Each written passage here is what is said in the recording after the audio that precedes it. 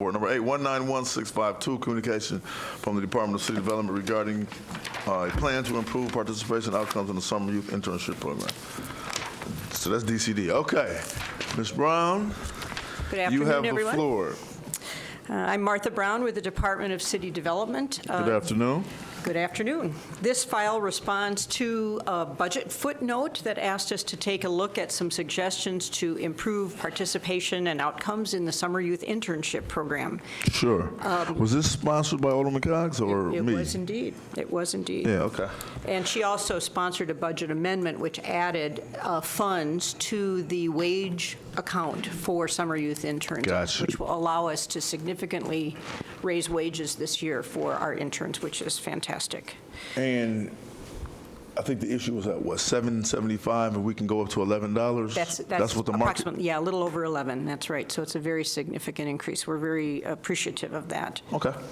So as you can probably guess, we are in the midst right now as we speak of accepting applications for internships, soliciting job slots from city departments, and tying up the final details for the 2020 summer internship program. And so the report that will be presented now provides information about changes we're making in 2020 that are in alignment with the request of the budget footnote. Okay. Vanessa Armstrong, to my left, is DCD's Human Resources Officer, and she is responsible for the Summer Youth Internship Program. This is about your third year, perhaps, running the program. Okay. And so I'm going to turn this over to Vanessa to let you know what we found in terms of our research, in terms of things that needed to be addressed, and how we're going to be addressing them this year. Gotcha. All right. Good afternoon, Vanessa afternoon. Armstrong, DCD. So I'm going to go through the presentation that offers the recommendations that we have for SYP for this year. As you are probably all aware, the Earn and Learn program, it's a summer youth employment program that was initiated in 2005. It provides job skills and work experience to assist Milwaukee youth in transitioning from adolescence into adulthood. The file directs us to present a plan to create successful outcomes and increase participation for Earn and Learn. Alderwoman Coggs noted for the file she wants us to attract applicants to the program, strengthen our program to better align assignments with the interests and passions of our interns, and be more intentional in matching our interns to assignments. Right. There are two current active programs for Earn and Learn. One is the Summer Youth Internship Program, which is administered by DCD. The other program is the Community Work Experience Program, which is administered by the Employ Milwaukee. So since the SYP is the only program that's under DCD's control, our recommendations today will focus specifically on SYP. As Martha mentioned, we are accepting applications for interns currently. Applications are due March 20th. For Summer Youth Internship Program, it's abbreviated SYP. It's an 8-week internship that's over the summer. Interns work 20 hours a week, Monday through Friday during business hours. 16 hours are spent at their assigned department, and every Friday we have 4 hours that are dedicated to an educational component. Currently, we have a number of recruitment efforts underway, including mailings that we sent out, news releases, social media posts. We have a number of presentations and tables at different organizations and high schools. We have Marquette University High School tomorrow. We already went to Ronald Reagan Opportunity Fair, and one of the biggest recruitment efforts that we go to is the MPS-wide Student Job Fair. We also plan to have some tables at various MPS parent-teacher conferences at high schools. And Girls' Day. And Girls' Day, yes. I saw it. I was waiting on you to say Girls' it. Day. She got it. All right. Taking a look at some of the numbers for SYP over the last 3 years, we saw a number of challenges in 2019. We saw a dramatic decline in the number of applications that we did have, and at each step of the process, we lose people. So fewer people report to interviews. So if you look at 2018, we had 770 applications, and that went down to 391. In the end, we had 127 interns work in 2019, and only 104 completed the program. There were a number of different challenges we saw. The number of people who did not complete the program was higher, and we had a number of additional discipline issues.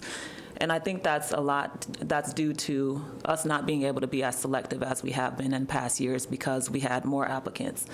One of the main reasons we think that is because SYP, the pay rate that we were paying in the previous years, which was $875, it wasn't competitive compared to other opportunities. So youth have a lot of options and a lot of different employment that's available to them for summer employment. We had a low number of applicants. We had fewer people interview. In 2019, we had 130 available positions, but only 149 people reported to the interviews, which means that we weren't able to be selective, and it was a really limited candidate pool. If I can just insert, Vanessa and the assistant that works for her on this program take a lot of measures to try to get kids to come to their interviews. They are invited. The interviews are done at Manpower, and Manpower employees actually assist, as well as a number of city employees assist in the interview process. You use robocalls. You use emails. They use letters to tell kids you are invited to come and interview. And so it is very concerning to see 335 people invited to interview. You're being given an opportunity for a summer job, and half of them show up. Well, I can tell you right that's there, a real the young puzzle people, they don't to do none us. of those methods of correspondence. You got to text, yeah. and you got a social media and IG.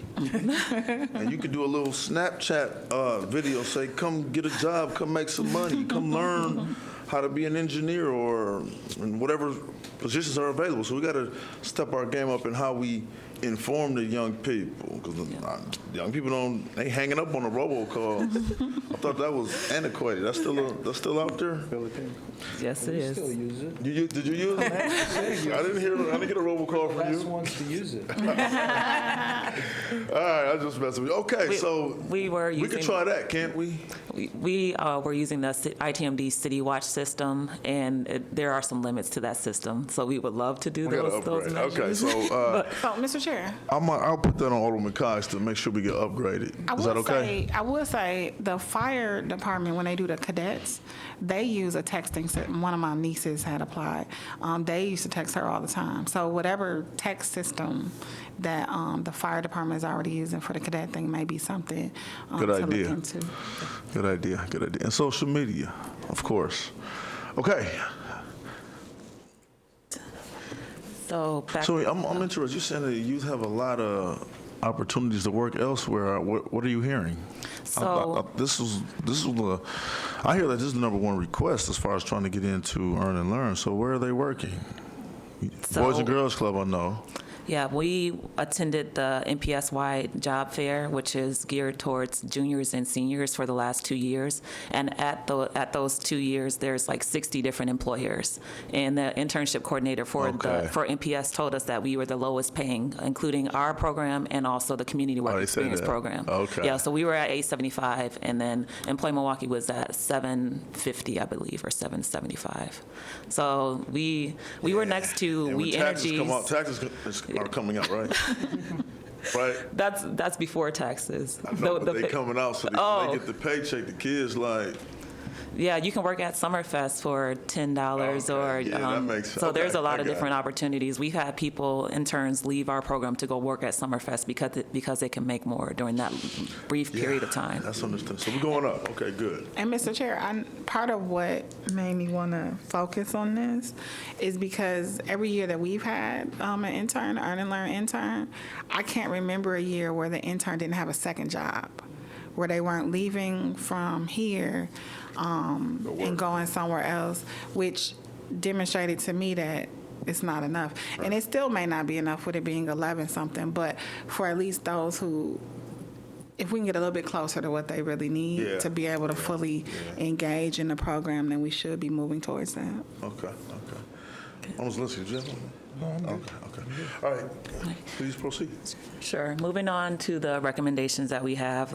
We've already touched on this, but increasing the pay rate. We want to decrease the number of interns so we're able to be more selective in our placements and have a better ratio of students to adults. We want to require that departments apply to have interns. We want to better match the intern interests with department needs. We also want to conduct a joint supervisor team leader orientation. And one thing that we'll talk about at the end is how we want to expose the interns to the DNC.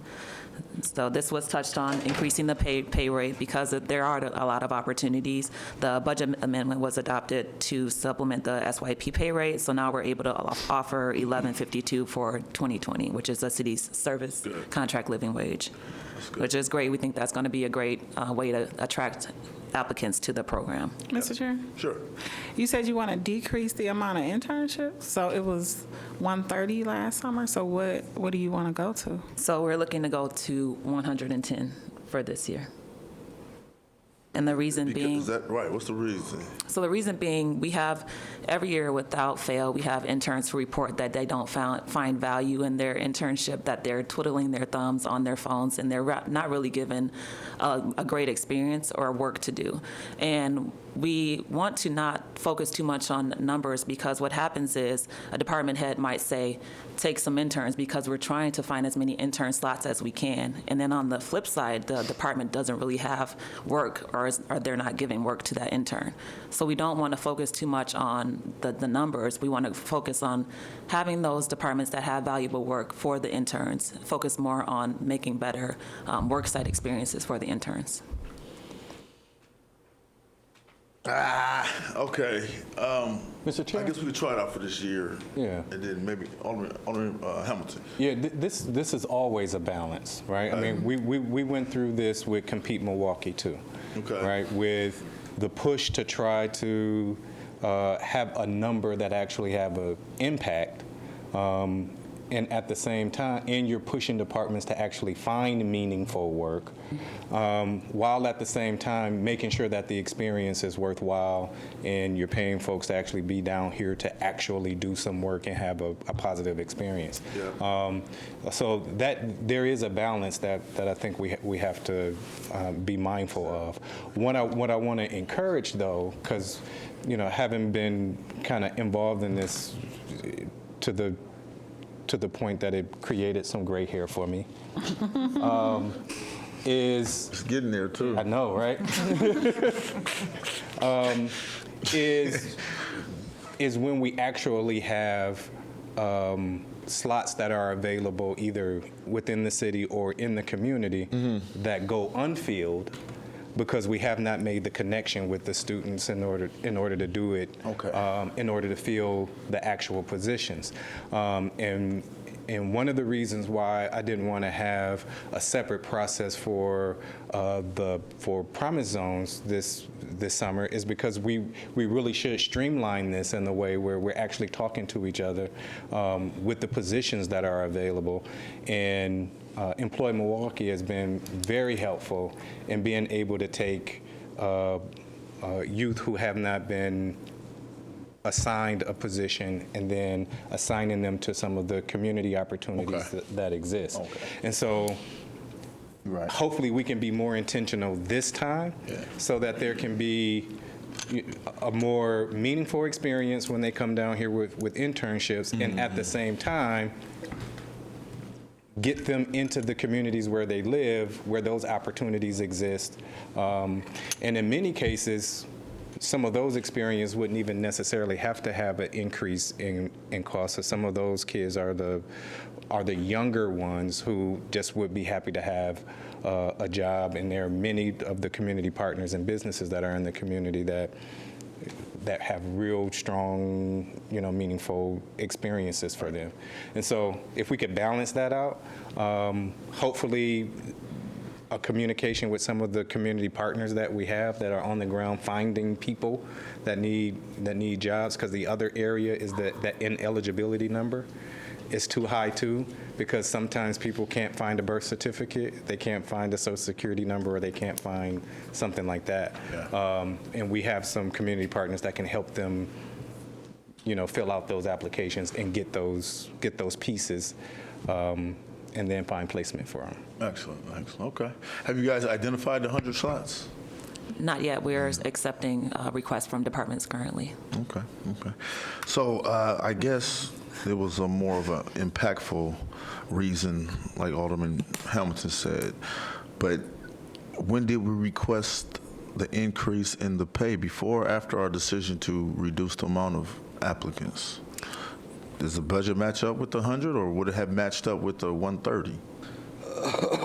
I think the budget was based on the estimate of 130 that we've had in the last couple of years. Okay, so where's the balance going?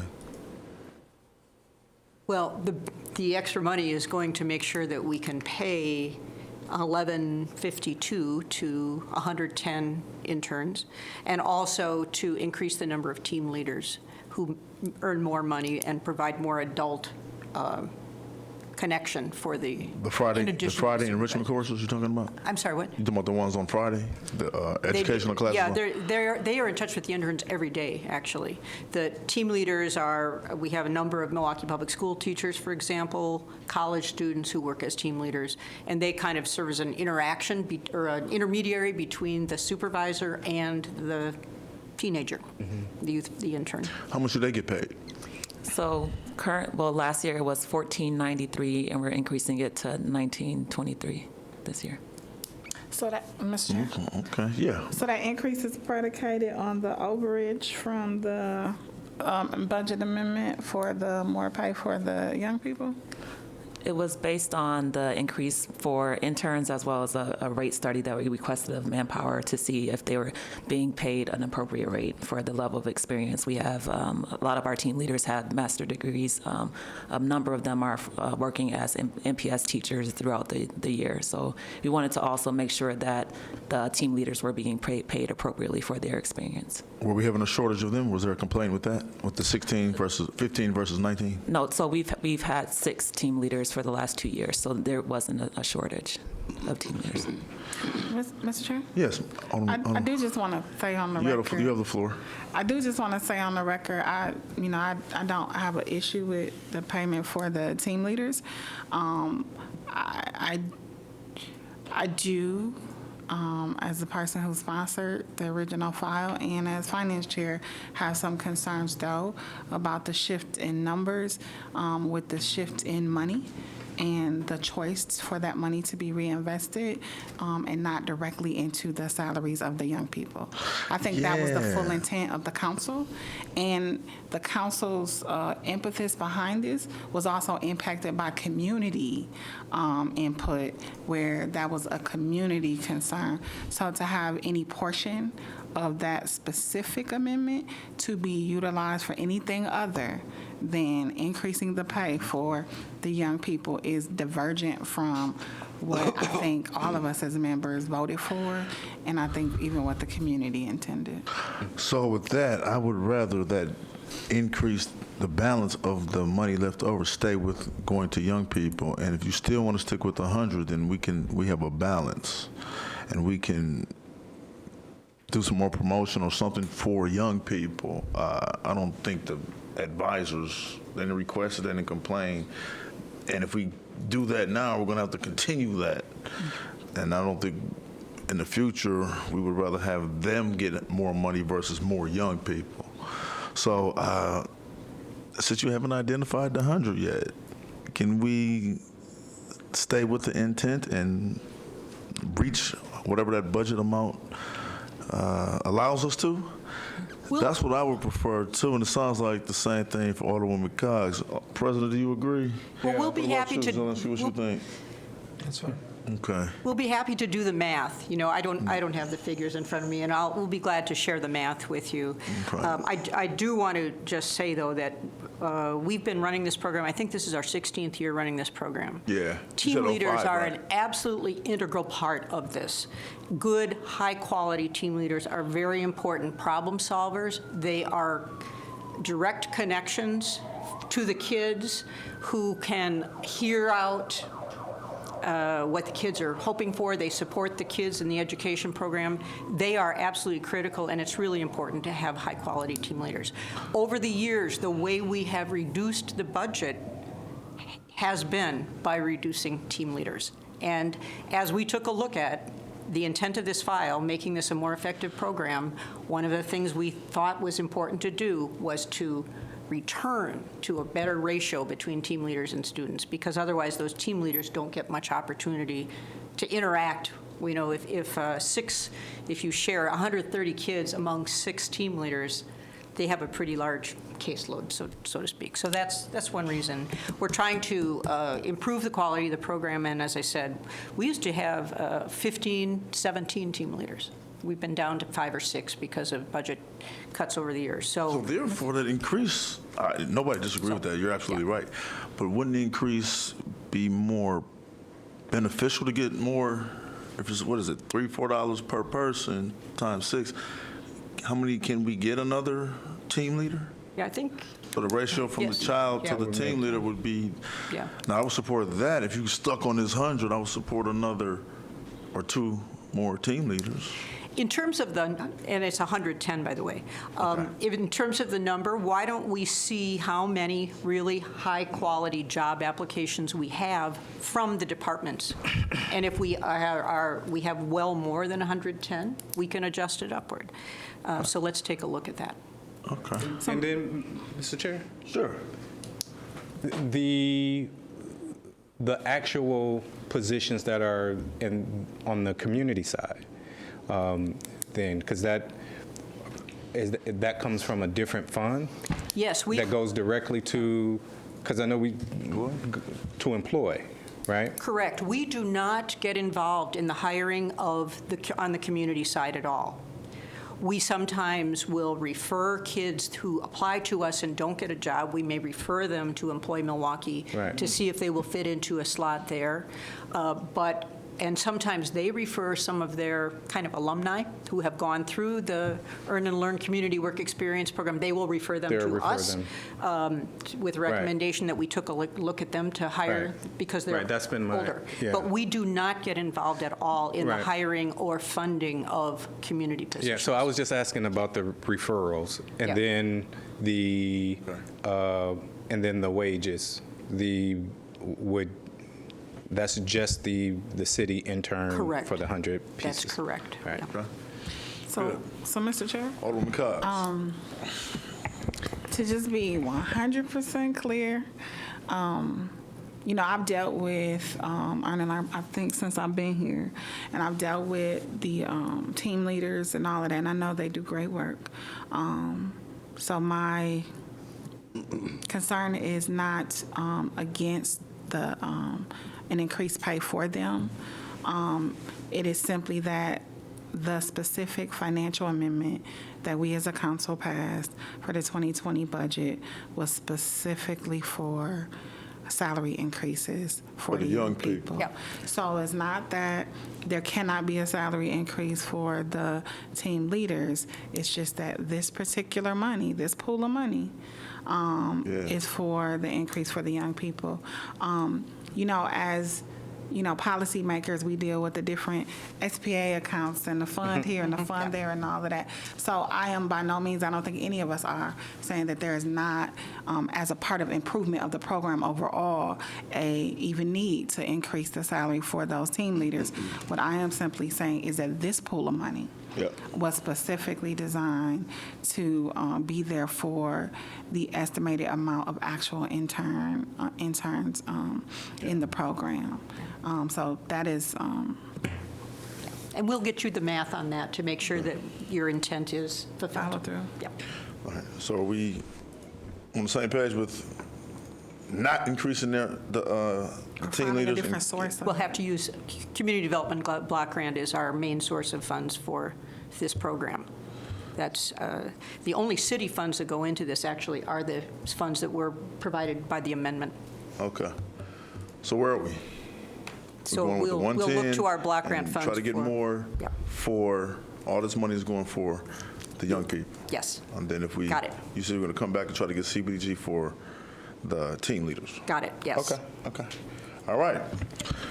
Is that all? We don't have to amend anything, Linda? No, I think that was the That was it? original intent. Okay, so with that, that is a communication file, so Alderman Donovan places that on. Mr. Chair? Yes, I would Alderman. ask that you hold it open hold it 'Cause open. I think that the recommendations and stuff that they made are good for this year, but I would ask that they do some surveying this summer of the young people Okay. and the departments to be able to, one, report the results of those back to us, but to also maybe integrate some of the suggestions that are given into changes that may need to occur. And Alderman Hamilton, I don't know, maybe you could help me with what direction to take this in.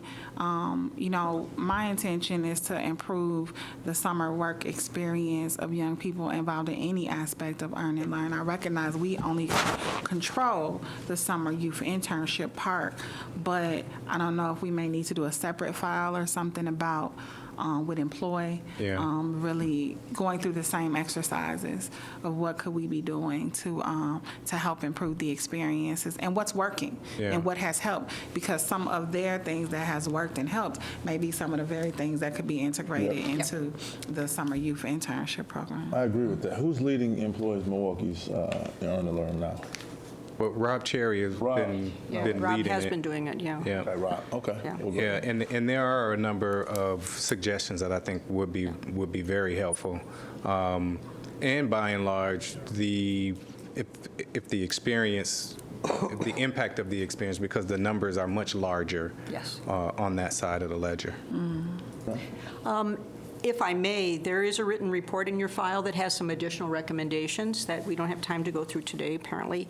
We did want to also mention that because 2020 is the opportunity of the Democratic National Convention, we are looking at how can we expose the interns to the convention activity and what it means within our civic process. That's a good idea. The ideas that we're looking at right now is, first, you know, there will be public tours of the convention site at the Fiserv Forum that was announced a week ago or so. So we hope to take all of our interns to the forum to see where they can see where it's happening. Okay. We are looking at whether we can have an education day devoted to the presidential nomination process right near the convention. And we have been talking to Department of Public Works about assigning additional interns above and beyond those that are already working at DPW, to assign them. They are going to have, quite honestly, a large clean and green effort during the 4 days of the convention. And DPW and Vanessa are working on figuring out how we can take more interns out of their day jobs and assign them to that clean and green team during the 4 days, so that it actually would be working on that along with the team leaders, to be honest with you. So those are 3 ways that we are looking at. If any of you have any other brainstorms about that, we'd love to hear them. But we think we want to take advantage of this event. Thank you. Thank you. That's great. All right. With Big clean this year. August 5th, you mean the actual day? I mean, that time period. It's August, though. That's August. That's Saturday in August. Okay. It's funny she mentioned the clean and green. It reminds me, Alderman Stamper, I think a couple of summers ago, your office, my office, and I think 1 or 2 other automatic offices had our interns do. They started a clean program. Yeah, they started their own little clean whole little program. clean program. Yeah, they And worked cleaned up the together. districts. Yeah, cleaned up each of the There was districts. about 10 of them. Yeah. They did their own program. Go for it. They took pride in that. So Yeah. I think it's on. Hopefully they can bring it back. I know Damien and Deborah ran that. All right. Thank you. With that, Alderman Donovan holds us to the call of the chair. Hearing no objections to order.